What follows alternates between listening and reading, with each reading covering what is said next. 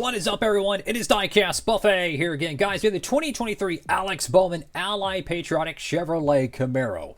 Let's go ahead and check it out.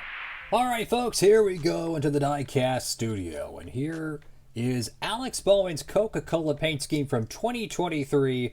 That was a wild Coke 600, man. It got postponed till Monday. Ryan Blaney won it. And it was so weird about it, guys, is they ran the Xfinity race after the Coca-Cola 600. It was wild. And what an interesting paint scheme we have here in studio. So I'm just going to say it right off the rip. I prefer the 2024 edition of this paint scheme. There's a lot more going on with it. But holding this car in studio, it's actually better than I anticipated. When I seen the renders for this car, I was not impressed. But actually having the car in studio, it is better than I anticipated. So you have the Ally logo with the dog tags. I've noticed they've done this on multiple diecasts since Alex Bowman and Ally have teamed up. And also, I noticed this on the label when I was opening the box. 2020 Camaro. It's a 2023 model, so that's interesting. And you know what's crazy? This is filmed in the year 2025.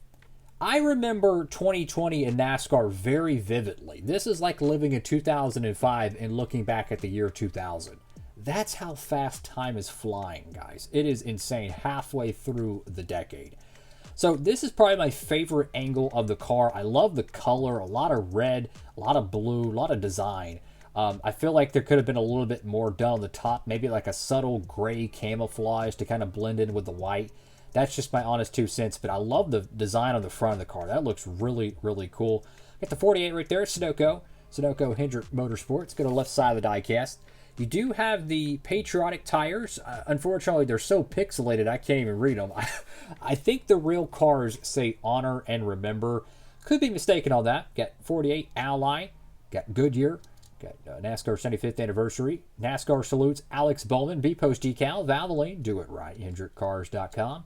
Go to the back end of the car here. I like how the stripes do match around the whole side of the car. Kind of reminds me of some of the 70s RVs, how they have like stripes and it wraps around it. I know, very random, but that's what it kind of reminds me of.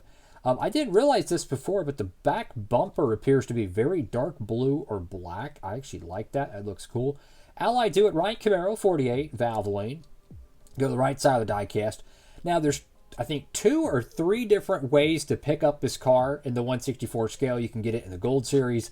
I think they made an authentic release for it as well.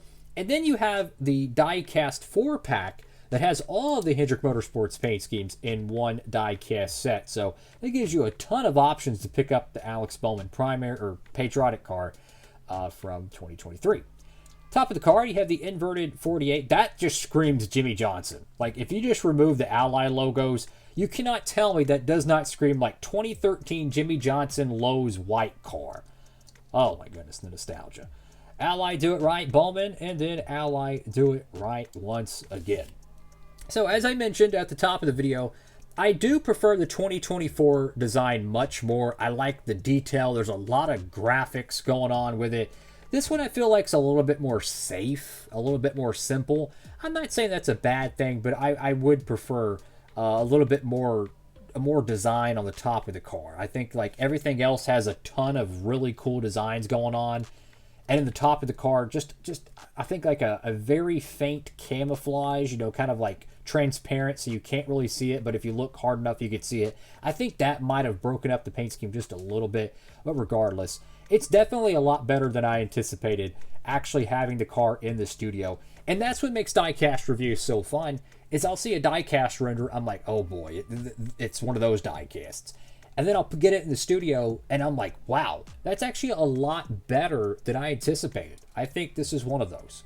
Have a blessed one, everybody. Thank you all so much for watching this video, and apparently this car was made in 2020. So this was the only next-gen car made in 2020. I'm kidding. That's all for now. Diecastbuffet signing off.